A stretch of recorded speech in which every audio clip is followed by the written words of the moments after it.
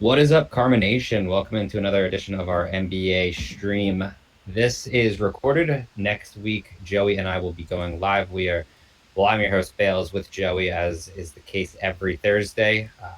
Generally, we have smaller slates on Thursdays. That's the case again tonight. Only 5 games, and honestly, quite a bit we need to kind of project at this point.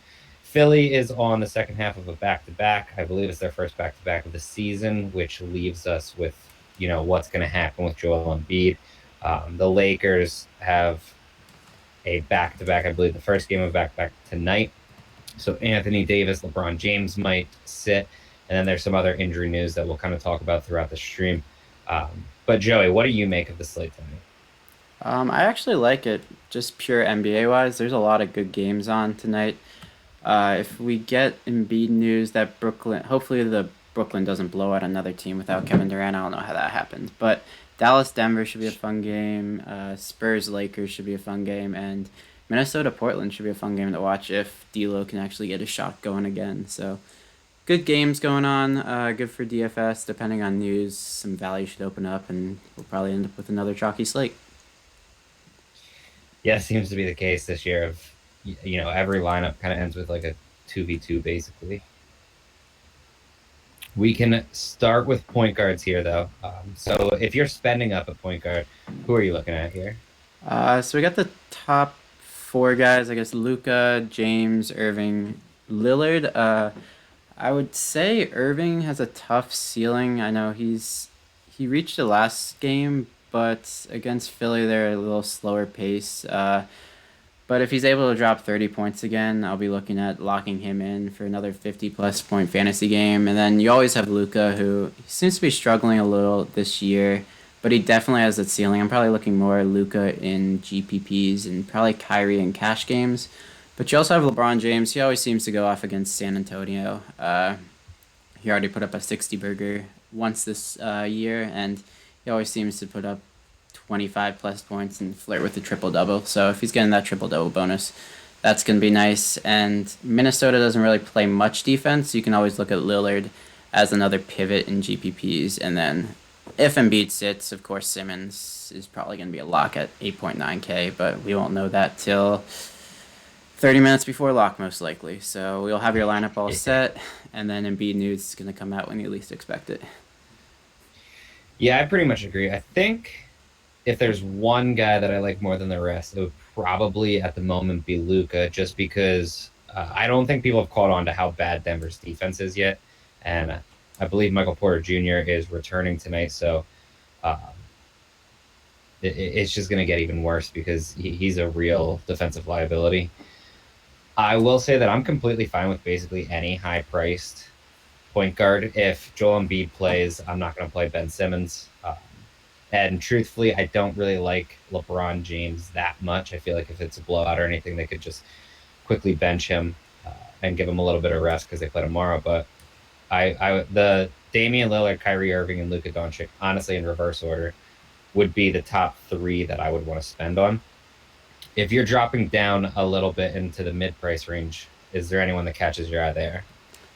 I would probably say D'Lo, D'Angelo Russell. Just his shot seems to be falling a little more. He's had a couple floor games that people are gonna remember. Those that 9 point, 24 point game really burned people in the beginning of the season. So he wasn't really reaching his ceiling. But now against Portland, that's a bad defensive team. I like stacking Lillard and D'Lo in a lineup. If that game does turn into a shootout, they can both drop 30 points easily.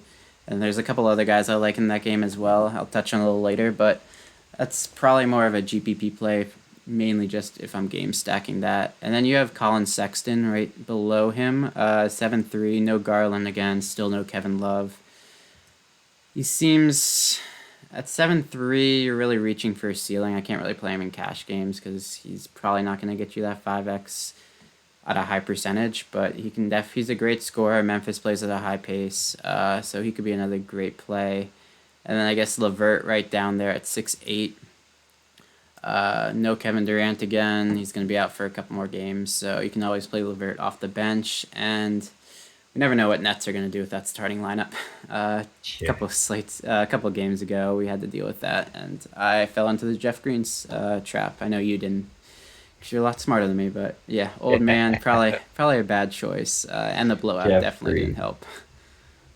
Also, the one thing I'll quick say about Irving is if they run like a similar lineup, I will 100% have Kyrie Irving because basically what they did was they said, let's get our best defensive guys on the court and then let Kyrie Irving handle the entire offense. And obviously, as you can see from what he did against Utah, he literally can do that. And he only played what, like not barely into the fourth quarter, not even maybe. Yeah, Did he see any fourth? I don't believe anybody on either side played in the fourth. Let me pull that up real quick.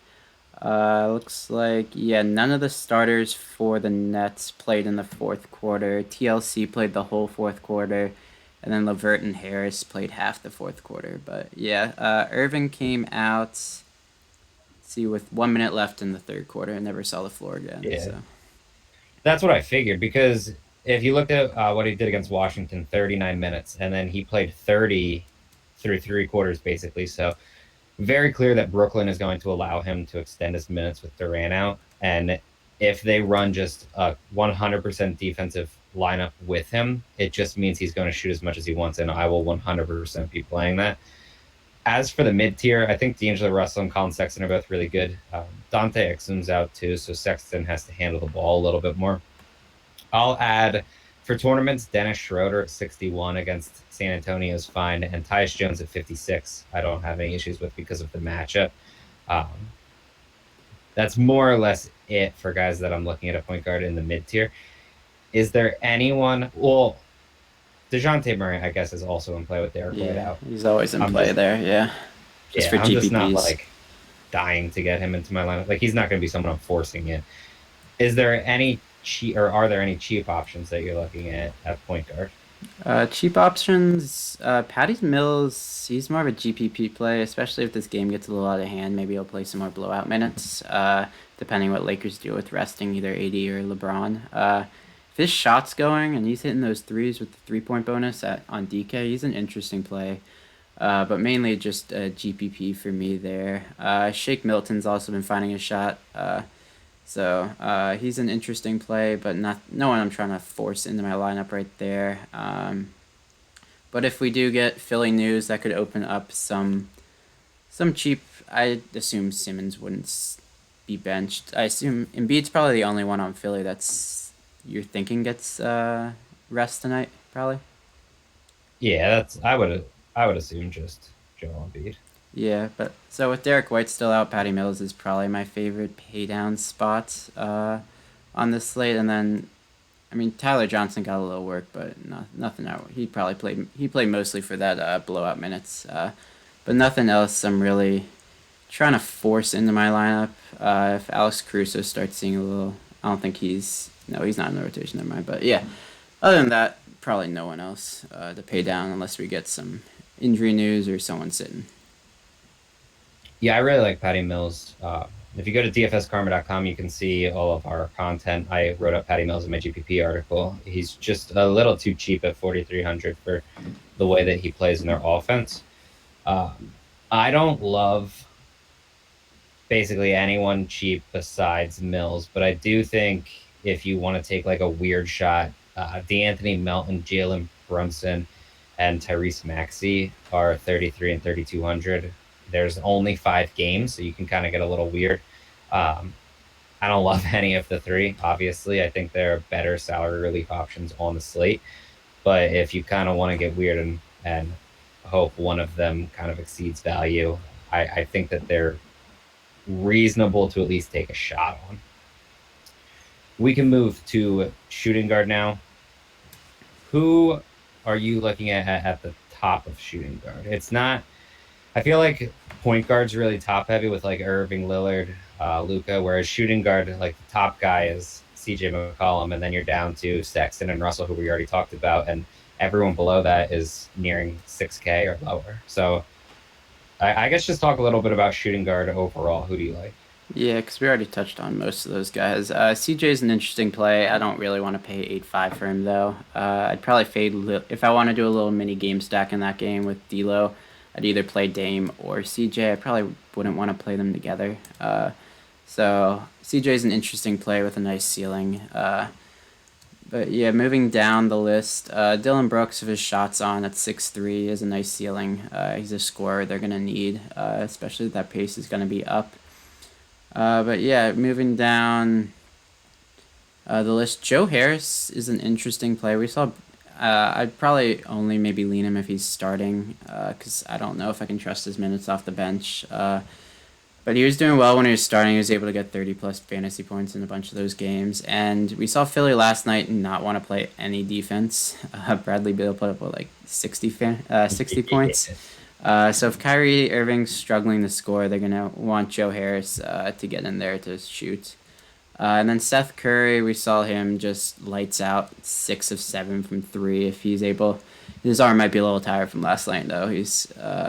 And 36 minutes of playtime. But Brooklyn's definitely a bad defensive team. And shooting guard, we saw Donovan Mitchell finally catch fire towards the end. A little too late though to save our lineups on Tuesday. But Seth Curry is a great scorer.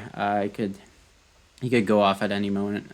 So I'm probably looking to pay in the mid tier for those guys. And then you can move down 4-3 Jarrett Culliver. I hate playing him, but he's getting the minutes, and on a small slate, he has the ceiling. He's gotten you 20 plus and 30 plus in a couple games. So if you really want to take a risk, but that's probably where I'm leaning more in the mid tier for this for shooting guards, unless I'm playing like Sexton or someone just to get one of those point guards moved over to shooting guard. Yeah, I'm cool with the high price guys. I think the number one option for me, assuming he's starting, kind of has to be Bruce Brown at 3,500. He started the last game. He scored like 20 fantasy points in 23 minutes. I would expect he would play a little bit more than that. I also think, and I hate saying it, but Danny Green at 3,700 is a little too cheap. Yeah, I we don't talked I don't want to do it, we talked about him but last pod on Thursday. I ended up playing him even though I said I really didn't want to, and he burned me for what he had like Yeah, that was the game he had 5 fantasy points. The rest of the games he that's always what he got, does. and then he got 20 and 30 plus in the next 3 games. So yeah, he's interesting. Brooklyn, just like Seth Curry, bad defensive team. So if he finds a shot, it's an interesting play. But yeah, it's tough locking in Danny Green, especially if you get other value. Um, yeah, and then Dotson's a little too high for me now, but he wasn't starting last game, so if he's on the bench, yeah, that's another guy I probably will fade unless he's starting. But Bruce Brown, we saw Yep. in Detroit, he was a real stat sheet stuffer in Detroit last year. So yeah, he's always in play if he's starting, but if he's not starting, you have no idea how many minutes he's gonna play. Yeah, if Brown's not starting, I feel like I would probably move off of him a little bit. Um, Other guys that I like, I'm fine with Malik Beasley. As you said, Seth Curry makes sense. Patty Mills can also be used here if you want someone that's going to play more minutes. Lonnie Walker, but he just doesn't quite do as much on the floor. And then Anthony Edwards and Jarrett Culver are both fine. We can move to small forward. I feel like it's pretty obvious that most people are going to play Chetty Osman, or if they don't play him, they're probably going to go to Tobias Harris. Uh, Osman is obviously playing a larger role with Dante Exum hurt, along with Darius Garland, and then Kevin Porter Jr. is out, Dylan Windler's out, uh, Evan Love's out. They're very Yeah. injured, which has led to Osman. He's going to play like 35 minutes tonight, and then Tobias Harris. We all know what he does, especially in good matchups. So those two seem to be the most obvious where they're going to get the ownership. Um, who else are you looking at for small forward? Then? Yeah, I got off Keldon Johnson when I got LMA news last slate, but he seemed to still put up pretty good fantasy points. He's just a little over projected for my liking. 6'5", you're really reaching for a ceiling with him. But if his shot's on, had a real bad shooting night. I don't know if I didn't watch that game. I don't know with LMA in there if he moved a little outside instead of playing more inside. If they're looking for interior scoring with LMA out. Um, Yeah, and Kyle Anderson's getting a little too expensive for me too. 6'5". I liked him when he was 6K or in the fives range, but he's getting a little too expensive for me now. But yeah, Chetty Osman is probably who I'm gonna lock in. Gonna get another start. Way too cheap. And then Kyle Kuzma is interesting if we see one of Davis or LeBron rest, but yeah, I'm not looking at a ton super low. Okoro started last game, right, for the Cavs Yeah, instead of yeah. Dotson. Yeah, he could be interesting play. Probably He more of just a doesn't do GPP. anything Yeah, I know. ever. It It's sucks. Yeah, it's crazy. he's getting the minutes, but I mean, with no Garland, they might need a little. If they need some scoring help, maybe he can. I mean, He's gonna get like 30 minutes. So if you want to take a chance, she's basically like what Tony Snell, who just sits there and runs laps up and down the court. So yeah, it's kind of tough. And then maybe if Davis sits, you can do Horton Tucker as well, going pretty deep at 3-5. Yeah, other than that, probably no one really else I'm looking at. Yeah, Horton Tucker's value that's going to open up if Anthony Davis or LeBron James. I would say probably more LeBron James, but either way, I feel like this is a very clear spot where you're just going to play Chetty Osman, honestly. So we can like go over everyone, but you're probably sticking there. And if you don't like Tobias, it's just so obvious to play Tobias Harris. Outside of that, Rudy Gay, I think, is reasonable. I can't imagine playing him over either Osman or Harris, though. And then Taurean Prince, assuming he starts, I'm fine with. He kind of lost minutes in the last game because of the blowout, and he started out really bad and then kind of came on in the second half and then just didn't play anymore. Yeah, that So I happened feel the like first people game. Kevin Durant was out too. He didn't play in the fourth quarter at all. So not sure what's up with him in the second half. maybe they just don't want him in the fourth quarter. It's a smart move. Yeah. And I if you want also. to get what's Oh, that? you want to get real weird now? What are you playing? Yeah, Lamar Stevens at 3K. He played 20 minutes in his last game. He has reasonable usage. It's actually pretty surprising when he's on the court, but I don't think you can trust him to play 20 minutes. The Cavs Yeah. rotation's pretty banged up, but I feel like he's more likely to play around 15, which will hurt you overall. But he's only 3K, so I do think that he's a reasonable tournament option, I'd say. Yeah, he's definitely interesting because the Cavs don't have much bench help. So he could get a lot of usage if they need some scoring off the bench. But I do like also paying up for DeRozan. I know LMA's back, but he's from LA area, and he always seems to do well against LA for some reason. I guess coming home, but with no fans, I don't know if that narrative's still as relevant. He got 40 plus in both games against LA earlier in the season, but he normally puts up 40, 50 fantasy points when he does go up against LA. So that's an interesting narrative I usually like to roll out. Your narratives at power forward. Again, I mean, seems pretty obvious. Osman and Harris are both power forward eligible in DraftKings. You're probably playing them, but I mean, there's actually a reasonable amount of solid options. Juan Hernan Gomez is the guy that I played instead of. Uh, I'm blanking on his name, Jeff Green, Jeff Green, yeah. and it worked out very well that night. I feel like Hernan Gomez had like the game of all games where he's probably not going to be playing 34 minutes, every single night. So he got extended time because he caught fire. I still think at 44, he's reasonable if he's getting 25 minutes. Um, He's Rudy Gay is also here. Brandon Clark has been playing relatively well and now gets a solid matchup against Cleveland. I like him at 53. That's still a little too cheap. Jared Vanderbilt is someone that I'm on tonight, and he's just a per minute beast. Uh, doesn't really get the playing time, though. I would expect him to play between 15 and 20 minutes tonight, probably closer to 15. But I think he's averaging over 1.3 fantasy points per minute on the season. So it's not like that's going to kill you because he's very close to the minimum price. I think he's 3,800. And then I do think that you can play someone just like Robert Covington because he's going to get the minutes. Is there anyone else that you're looking at for power forward or anyone that you specifically want to kind of outline? Yeah, I mean, you have Larry Nance there. He's coming off a real bad game. He's put up two duds, but it is Orlando, who's a pretty good defensive team. So I'm expecting him to be pretty low owned based off of that recency bias. But going against Orlando twice, it's tough. And now he gets Memphis, who's a pretty high paced team. Less defense than Orlando, definitely. So he could be in store for a pretty good bounce back game. He doesn't have a huge ceiling at 7K, though, but definitely an interesting play there.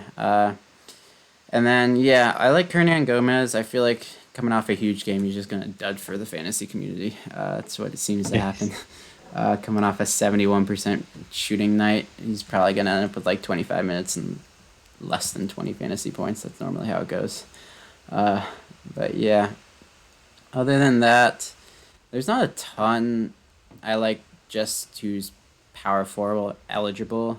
You always have Anthony Davis up there. You can put up a ceiling night Mhm. at any moment. So I assume not many people are going to play him, but if he's getting the blocks and steals, he definitely has the ceiling, and he'll get you that double bonus pretty easily. Spurs are a pretty bad rebounding team, so if his shooting's on and his blocks and steals, he definitely has a one of the higher ceilings of the slate. But you're paying a pretty hefty premium for him, which there's definitely a lot of other spots that you can pay up for tonight. And then I touched on Kuzma just in case one of those guys rest. Uh, Mhm. yeah, other than that, we touched on everyone else. I'm not going back to Jeff Green. Can't touch him if he's starting again. He played 20 minutes. He probably got the rest in the blowout, so he might be able to play 25 minutes if you really want to go back to him. But he's got a $400 price bump, so I really only played him because he was 3-1. So there's other mid 3,000 players you can play, especially if Embiid or one of the Lakers guys sit. But yeah, that's probably all I'm really looking at for power forwards too. Yeah, I'll quick add Derek Jones Jr. He's another guy that doesn't do all that much on the court, but he has flashed a ceiling. He gets a solid matchup against Minnesota, and he's super cheap and going to play about 30 minutes. So I have no issues with him. Moving to center, who are you looking at here? Obviously, if Embiid plays, I'm probably gonna be paying up for him. We got bigs against Brooklyn, that narrative, but you also have Jokic right there, and Jokic and who else we have? We have Drummond too. So there's a couple guys that are nice to pay up for. Drummond's gotten a little lower, but gets a pretty good match against Memphis.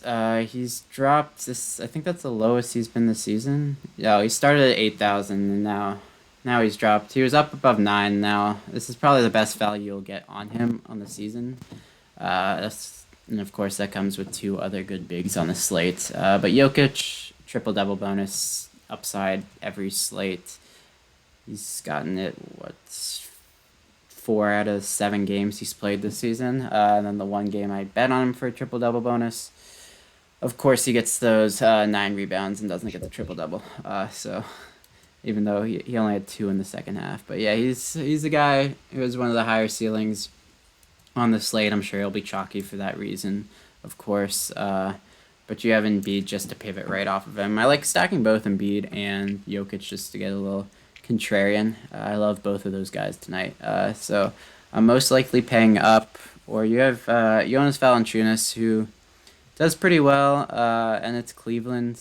He's going to be close to the basket. I know him and Drummond love getting into foul trouble, so I'm sure they're both going to end up in foul trouble. But double upside. He's gotten a double bonus every game this season. So great play there. And then I played Nurk last night, I believe, or 2 nights ago. Nurk had Chicago. If he's able to stay out of foul trouble, if he's able to resist a blowout, I know he's recency bias had him pretty low, and his on the book, he's gets double doubles as long as he stays out of foul trouble. I got him over 9.5 rebounds last game against Chicago. For some reason, they were giving us plus money on that one.